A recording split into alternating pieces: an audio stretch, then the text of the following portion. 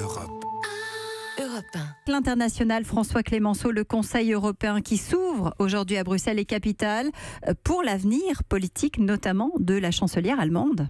Oui, on a affaire à une première parce que pour l'Allemagne, jamais un Conseil européen, c'est inédit, n'avait servi de théâtre à un chantage politique. Jamais un gouvernement n'avait été sommé d'obtenir des résultats à un Conseil européen par un partenaire de coalition avec un ultimatum. Je vous rappelle l'enjeu. Le ministre de l'Intérieur et qui est chef de la CSU, allié historique de la CDU, menace Angela Merkel de fermer les frontières de l'Allemagne aux demandeurs d'asile si elle n'obtient pas un renforcement de la politique migratoire allemande et européenne. Il a pris au mot la réponse de la chancelière qui lui avait signifié que ce genre de décision de fermer les frontières ne pouvait se prendre qu'en concertation avec les Européens et l'ultimatum est donc fixé à samedi, au lendemain de ce Conseil. Angela Merkel va informer le Bundestag de sa démarche ce matin, avant d'aller à Bruxelles. Et dimanche, la CDU et la CSU se réuniront chacune de leur côté pour faire le bilan du sommet.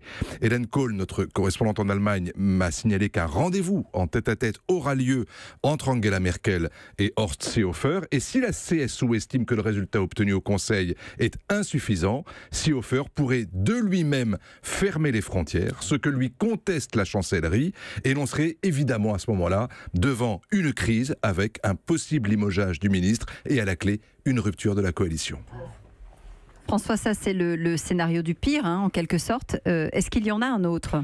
Heureusement qu'il y a un autre scénario. Oui. Il y a un scénario qui est plus optimiste, qui est plus raisonnable, certains diront naïf, parce que aucun finalement de ces grands acteurs dans cette crise n'a intérêt à aller au bout de ce bras de fer parce que cela signifierait probablement de retourner aux urnes et que la CSU et la CDU n'ont aucun intérêt à cette épreuve électorale. Pourquoi ? Parce qu'ils n'ont pas retrouvé depuis le mois de septembre dernier un second souffle qui leur permette de maintenir la coalition en l'état. Alors certains tablent aussi sur une accalmie parce que Angela Merkel pourrait dire aux Allemands « Regardez, je suis allé à Bruxelles, j'ai écouté mes pairs européens, chacun a pris conscience de la nécessité d'une meilleure coopération dans la politique migratoire. Et de l'autre, Seehofer pourrait aussi se dire et dire aux siens, regardez, quand je tape sur la table, j'obtiens des résultats. Angela Merkel est allée à Bruxelles. Elle n'a peut-être pas obtenu de renverser la table, mais au moins, il y aura une politique migratoire plus forte. Sauf que c'est peut-être idiot ce que je dis, mais malgré tout, la situation fait qu'Angela Merkel est extrêmement fragilisée au sein de son propre pays.